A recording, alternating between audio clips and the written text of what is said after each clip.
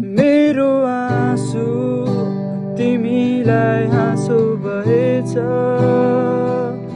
मेरो बिथा तिमीलाई कथा बनेछ।